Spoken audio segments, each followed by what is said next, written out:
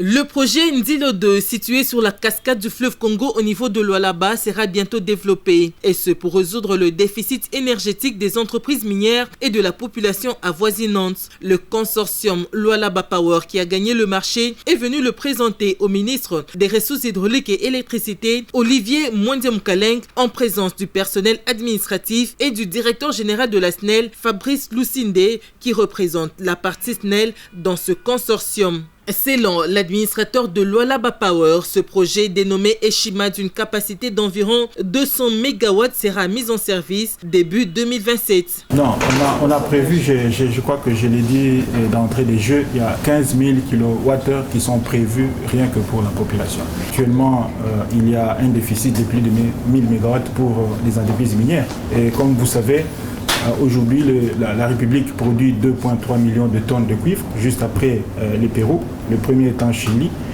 Et si on met à la disposition des entreprises minières 1000 MW, elles sont capables de produire plus de 2 millions de tonnes de cuivre.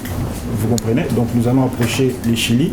Et il faut retenir que d'ici 2026, il est fort possible que le cours du cuivre augmente et ça pourrait constituer une opportunité pour la République.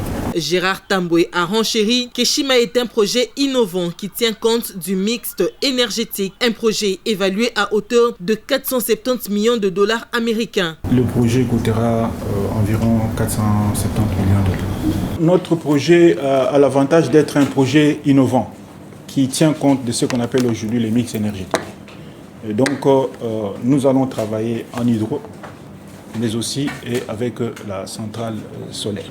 Vu l'urgence de la situation, le patron de l'énergie, Olivier Mwendemkaleng, a instruit le consortium Lualaba Power d'intensifier les travaux afin de rendre opérationnelle la centrale hydroélectrique de Ndilo 2 d'ici 2026.